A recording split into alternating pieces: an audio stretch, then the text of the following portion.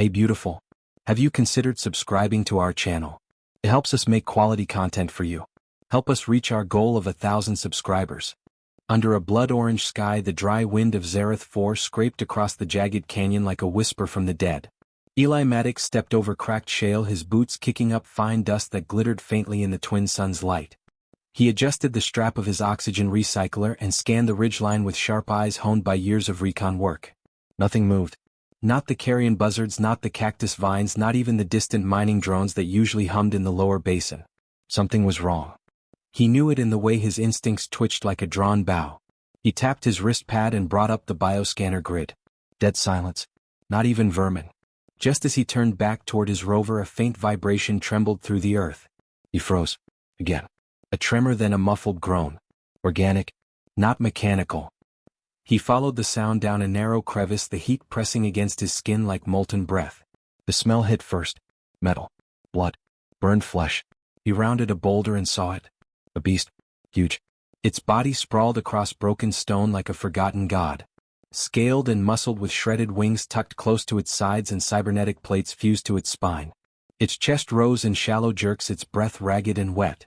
Its eyes were closed, but its mouth showed teeth longer than his hand. Eli raised his blaster by reflex, but something stopped him. The creature was dying. Its flank gaped open where a plasma bolt had torn through muscle and bone.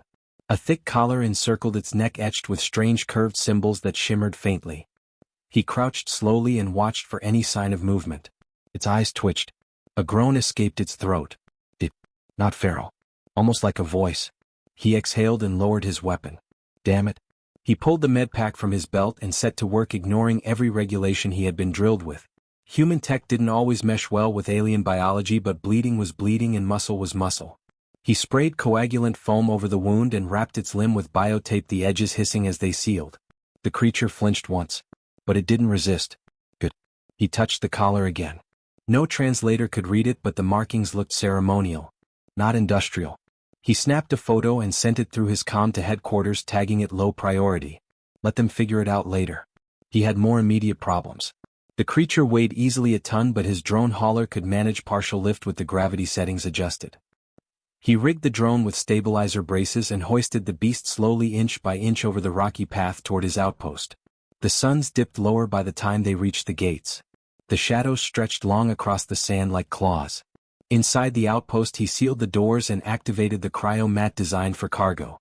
It hissed to life, chilling the air as he laid the creature down. It whimpered once. Soft. Almost childlike. He paused, staring at it. This thing. This monster. It could have killed him with a swipe of its claws. But it hadn't. He didn't know why, but it didn't feel like prey or predator. It felt like something else. Something broken. He sat nearby with a protein bar and chewed in silence, watching the slow rise and fall of its chest. Then, it opened its eyes. Pupils slitted and gold-ringed by black. They locked onto him. No growl. No roar. Just a slow, steady stare. Eli didn't move. Neither did it. They sat like that for nearly a minute. Finally he pointed to himself. Eli. Then pointed to it. You. No answer, of course. But its head tilted. Recognition, maybe. He tried again. Eli. You. It blinked. Snorted. Then slowly closed its eyes again. Progress, maybe. He didn't sleep that night.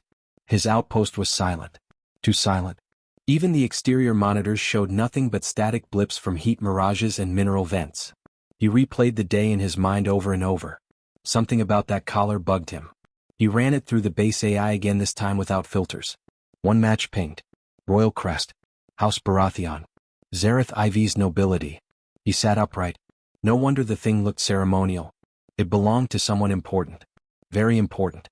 And he had just dragged it into his outpost without clearance. They found out. They thought he was hiding it. His stomach knotted. He stared at the beast as it lay curled in the cryomat, surrounded by the soft blue hum of the medical field. It had trusted him. In its way. It hadn't attacked. He could have walked away. But he hadn't. Too late now. In the morning he cooked some synth meat and left it near the creature. It sniffed. Snorted. Then ate. Slowly. Carefully. Still watching him. Its wounds looked better. Already healing fast. Faster than any natural metabolism should allow. Genetic engineering, maybe. He sat near it again. Still don't know your name. It huffed a breath that stirred the dust. He smiled faintly. "You look like a shade to me." The creature blinked, then, barely, nodded. Eli wasn't sure if he imagined it or not, but it felt real. He turned back to the comms and rewrote his report. No mention of the creature. Just routine patrol. No anomalies. No contact. Let them keep guessing. Let him figure this out on his own. He owed it that much. Outside, the wind howled across the canyon walls. Somewhere far above, a satellite blinked down a silent signal. And someone somewhere noticed that the crest of House Baratheon had gone dark. Eli didn't know it yet, but war was stirring. And it all started with a dying beast that had looked at a human and seen mercy instead of fear. The creature shifted slightly in its sleep. Its tail curled close, and Eli watched it, feeling for the first time that he wasn't just a ranger anymore. He was a guardian of something much larger than he understood. He didn't know why, but he didn't need to. Not yet. Not tonight. The wind screamed over the canyon rim as dawn bled across Zareth 4 in shades of crimson and rust. Eli stood outside the outpost watching the horizon with narrowed eyes, one hand resting on the butt of his sidearm, the other clutching a battered mug of black coffee. Inside, the creature slept. Or at least pretended to. It had not taken its eyes off him since yesterday. Even when it closed them, he could feel its presence like a slow pulse in the air. Eli had seen strange things during the war. Bioweapons engineered to mimic gods. Armor that bled when shot. Whispers in comms that didn't come from any mouth. But this was different. This was alive in ways he couldn't explain. And it trusted him. That scared him more than its claws ever could. He turned and walked back into the outpost, shutting the reinforced hatch behind him. The creature stirred as he entered, blinking slow and deliberate like a predator feigning disinterest. "Morning, Shade," he said quietly, setting the mug down and picking up the scanner. It let out a sound halfway between a grunt and a sigh. Not aggressive, just tired. Eli approached carefully, holding the scanner up. "Just checking your vitals, buddy, hold still." It didn't move. He ran the scan slowly, watching as data scrolled across the hollow screen. Heart rate normal. Tissue regeneration accelerated. Neural activity spiked at unpredictable intervals. It was dreaming. That made him pause. He wasn't sure beasts were supposed to do that. He sat back and studied the collar again. Still glowing faintly with its alien sigil. No match in the general archives. But the private channel he accessed last night pinged again. This time with urgency. Not a full message, just a beacon signal coded in noble encryption. Location tagged. Zareth Spire. The capital. That meant one thing. Shade belonged to someone powerful. Someone worried. And probably dangerous. Far above, in the glittering tower of the spire, the Baroness paced her throne chamber in silence, the hem of her cloak brushing marble like silk over bone. Her advisor stood in stiff formation, eyes downcast as she paused before the central hollow table. It displayed a single blinking icon. Her beast. Gone. Taken or lost, she didn't know which was worse. She clenched her fists and turned to the Lord Marshal, her voice cold and sharp as shattered glass. "You said he was secure." The Marshal bowed low, armor creaking. "He vanished during the thunderstorm, Baroness. We believe sabotage. Or treason." Her eyes burned like twin voids. "House Taver has long envied what is mine." A ripple of discomfort moved through the chamber. Everyone knew the truth. Maelrix was more than a pet. He was her heir, her ward, her companion in grief and battle. No beast had ever been gifted intelligence and loyalty in such perfect measure. He was living proof of House Baratheon's superiority. And now, he was gone. "Find him," she whispered. "Or I will reduce their holdings to ash and silence." Back at the outpost, Eli tapped his comm panel again, trying to decode the beacon. Nothing he tried worked. But he noticed a sudden shift in satellite positioning. A minor noble trick. Masking troop movement under weather data. Someone was searching the area. And not officially. He glanced at Shade. The creature sat up now, eyes alert, body coiled, not like prey but like a soldier. Eli knelt beside it. "I think they're coming for you." It made a low sound, not quite a growl. Not quite a word. Almost like it understood. He didn't know if it did. But he acted like it did anyway. "Listen, I don't know what you are or who you belong to, but if someone's coming to hurt you, they're gonna have to go through me first." Shade tilted its head, then pressed its massive forehead against Eli's chest. Brief. Gentle. A gesture of gratitude, maybe. Or farewell. He didn't know. The outpost sensors chirped once. Motion. 6 clicks west. No ID. No insignia. Too clean for scavengers. Too light for mining teams. Eli grabbed his rifle and set the perimeter drones to alert mode. His hands moved fast. Automatic. Muscle memory from years of patrol. He slung ammo over his shoulder and double-checked his med kit. Then he turned to Shade. Time to see if you've still got fight in you? The creature stood slowly, wings flexing once then folding back. Its eyes narrowed. Outside the wind shifted. 6 figures moved through the dust clad in ceremonial armor marked not with the sigil of the Baroness but of House Taver. Their leader, a tall figure with silver plating and a predator's stride, paused as he spotted the outpost. Life signs confirmed, he said to no one. Target is here. They moved without sound, circling the perimeter like wolves around a wounded lion. Inside, Eli waited crouched by the blast door, rifle aimed at the breach point. He knew this would not be a negotiation. Shade stood beside him, low and still like a shadow waiting to strike. The first bolt hit the doorframe, scorching the alloy with a hiss of vaporized paint. Eli returned fire with precision, dropping one assailant as Shade leapt past him, claws flashing in a blur. Screams followed. Brief. Final. Eli moved through the haze like a ghost, dropping attackers one by one using angles and traps and his knowledge of every bolt hole in the outpost. He heard Shade roar once. Then silence. When it was over, 3 bodies smoldered in the dust and the remaining attackers had fled, leaving only wreckage and the stink of scorched metal. Eli knelt beside Shade, whose flank bled again. Damn. He sprayed foam over the wound and pressed hard. You alright, big guy? Shade growled but stayed upright. Yeah, me too, Eli muttered, sitting back with a grunt. He checked the collar again.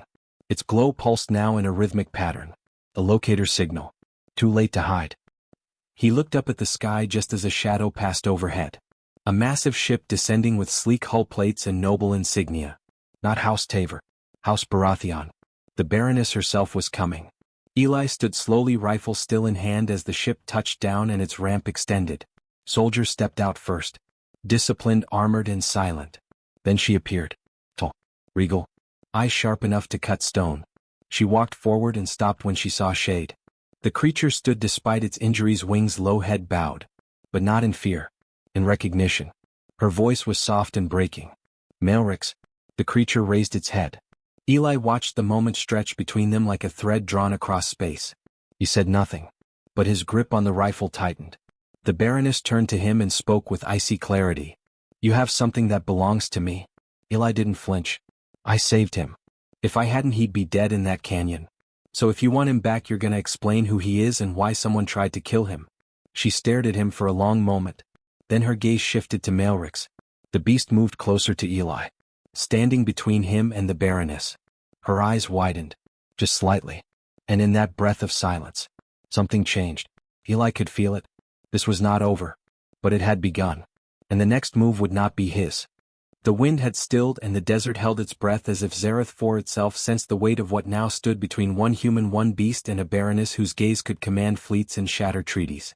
Eli stared into her eyes, unmoving, his rifle lowered but not forgotten. The Baroness did not blink.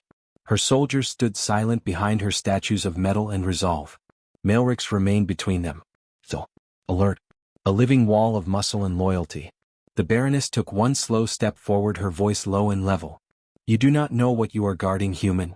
Eli replied without hesitation. Don't need to. I just know no one deserves to be hunted down and left to die in a canyon. Her expression flickered for the first time, something like surprise or perhaps restraint. You are brave. Foolish but brave. Eli didn't smile. I've been called worse. Maelrix growled softly, but it was not directed at her. It was a warning. A reminder. He was not a pet, and this was not a simple reunion. Eli tilted his head slightly, eyes still fixed on hers. Why did they try to kill him? Why did House Taver send assassins? The Baroness glanced at the corpses still smoking in the dust, then back to Eli. Because Maelrix was never meant to leave the spire. He carries more than genes and strength. He carries memory, secrets of war, codes of power. And they feared what he might reveal if taken by another. Eli's jaw tightened. So they tried to silence him. Because he knew too much. No, she said sharply. They feared what he would become without me. That gave Eli pause. He looked at Maelrix. The creature watched him closely. Not just with animal instinct, but something more deliberate. Reflective. He had seen it before in men broken by command and made whole by choice. You think he's a weapon, Eli said quietly. The Baroness raised her chin. He is. But he is mine. Not theirs. Maelrix stepped forward just slightly. Enough to shift the air between them. Eli caught it in the way the soldiers behind her tensed. She saw it too. Perhaps, she said slowly. He is not mine anymore. Eli took a breath and nodded. That's what I was hoping you'd say. For a moment the silence was absolute. Then the Baroness turned away from him and spoke to her guards. "Stand down. We are not here to claim. We are here to offer." She faced Eli again. "I propose this. Return with me to the spire. Bring him willingly, and you will have my protection. Both of you." Eli narrowed his eyes. "Sounds a lot like a cage." "No," she replied. "A choice. One neither of you would have been given a week ago." He looked at Maelrix. The creature met his gaze and tilted its head slightly as if to ask, "Do we trust her?" He didn't answer with words. He stepped forward and offered a hand. "Your call, big guy."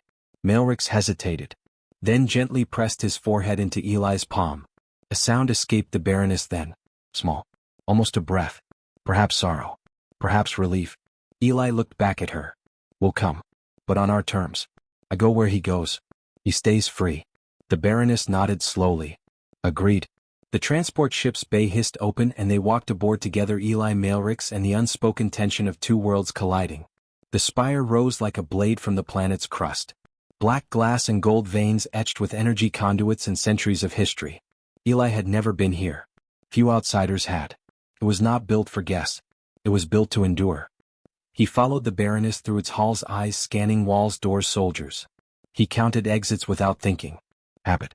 Maelrix moved beside him, silent and regal. The creature's presence drew stares from every corridor. Some in awe, some in fear. None dared speak. They reached a vast chamber lined with floating archives and pulsating nodes. The center held a platform and a single seat carved from obsidian. The Baroness gestured to the platform.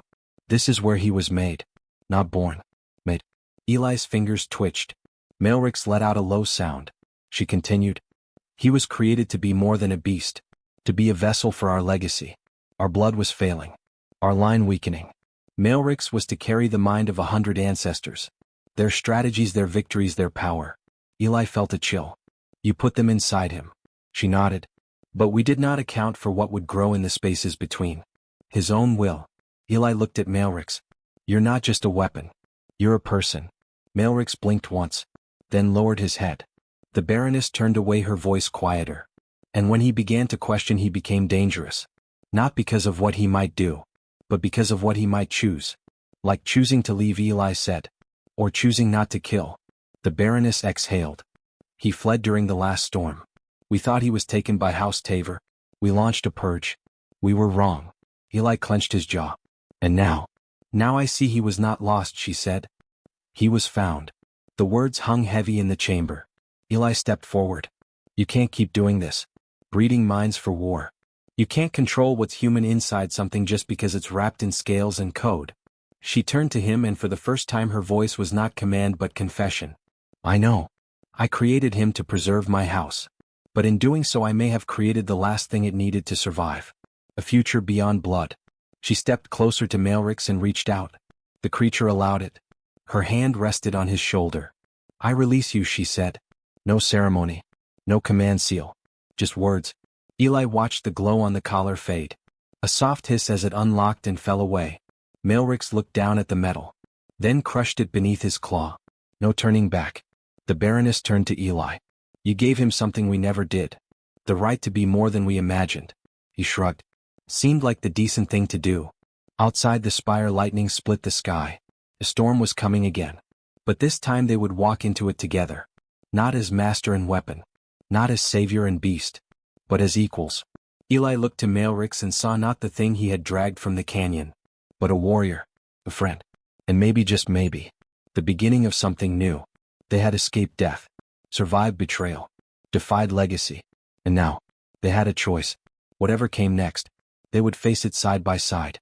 The chamber rumbled softly underfoot as klaxons echoed through the spire corridors like distant thunder heralding a storm that had finally reached its peak. Eli stood at the apex balcony of the tower, wind tearing at his jacket, eyes narrowed against the approaching fleet that glowed like fireflies against the deep purple sky. Beside him Maelrix loomed, his scales rippling with tension, claws flexing as the scent of war touched the air. They had not expected peace to last. Not truly. Not after what was uncovered in the lower vaults. Not after Maelrix connected the last fragments of memory within him. He had not simply been created to carry knowledge. He had been programmed to guard something. A code. A failsafe. Buried in the spire. Hidden even from the Baroness. A weapon so powerful it could unmake cities. Rewrite systems. crush entire houses with a whisper. And House Taver had learned of it. Their fleet now descended not for conquest but for theft. They wanted the code within Maelrix. Not the beast, not the being, but the vault he unknowingly protected. Eli touched the communicator at his ear. How long until breach? A voice crackled back. 15 minutes if they stay on course. 10 if they drop the veil and push. He turned to Maelrix. You sure you want to do this? We could run. Get off world, vanish into the belt. Maelrix met his gaze. Then pointed at the spire. Then at his chest. Then placed a claw gently on Eli's heart. Eli nodded slowly. You think this place is worth it? Maelrix nodded once. Then stepped to the console and placed his claw against the biometric reader. The floor beneath them opened with a sigh of stone and steam, revealing the ancient forge. The core of the spire. Its heart. The place where Maelrix had been shaped, not born but chosen. The Baroness arrived flanked by her personal guard. Her eyes found Eli's instantly. So it is true. He gestured to the open floor. You tell me? She approached Maelrix slowly. Is it real? The creature stared at her. Then reached into his chest. Not with claws, but with mind. And the forge responded. Light poured from the air around them, forming glyphs of lost houses and forgotten wars. And at the center a sphere of black light pulsed like a silent scream. The Baroness whispered. The catalyst. Eli did not know the name. But he knew danger when he saw it. What does it do? She did not answer at first. Then. Anything. It remakes. It undoes. It gives the wielder the power to reset a world or erase it. Eli turned to Maelrix. And it's inside you. The creature nodded slowly. Then stepped back. Eli watched as soldiers moved into position around the chamber. Not hers. Taver's. They had infiltrated while the spire focused on the sky. The breach was already underway. Weapons raised. Commander Arvek stepped forward, his armor dark and streaked with the sigil of a dying star. Baroness, stand down. The catalyst belongs to the council now. She raised her chin. Over my corpse.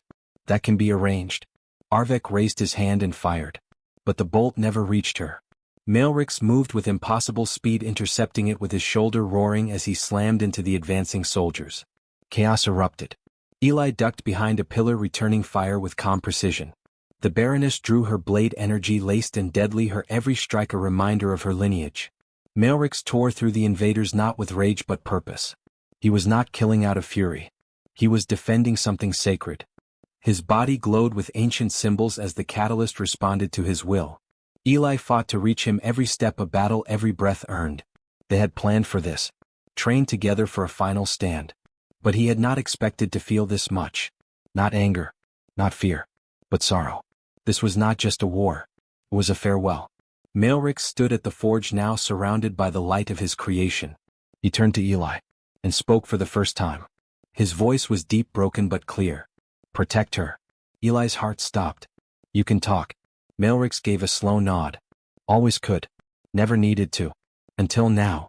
The catalyst rose between them, hovering like a promise. Maelrix placed his hand on it. And it fused into his chest. Light poured from him in waves. He turned toward the breach where Arvek now charged with reinforcements. And walked into them like a storm. The Baroness cried out. Maelrix, no. But he did not stop. He moved with purpose, tearing through the enemy as the forge responded to his presence, shifting walls, sealing doors, rerouting power. He was not just a weapon. He was the spire's will made flesh. Eli reached the edge of the platform as the chamber began to collapse around them. The catalyst pulsed through Maelrix, now tearing at the structure, rewriting reality around him. He looked back one last time. And smiled. Not with teeth, but with eyes. Then vanished into light. The breach imploded. Silence followed. When Eli awoke, the chamber was sealed and the enemy gone. The Baroness stood beside him, eyes red but proud. He saved us. Eli sat up slowly. At what cost? His choice, she said quietly. Not ours. Above them the spire remained intact. Damaged but alive. Like them. Maelrix was gone. But not lost. The catalyst had not destroyed him. It had accepted him. Transcended him. And in doing so saved them all. Weeks passed. The spire began to rebuild. Eli remained at the Baroness's side, not as a soldier but as a witness. A voice for the one who had chosen humanity over power. They built a monument at the heart of the forge. Not of stone, but of light. A projection of Maelrix standing tall, wings spread, claws open. Not in threat, but in welcome. The inscription beneath it read, He chose to protect. He chose to become. He chose to be. And somewhere beyond the edge of systems and stars, a spark flickered. A shadow with wings moved through the void, watching, waiting, knowing the world had changed because he dared to be more than he was made to be. Eli looked to the stars each night and whispered, "Thank you, brother."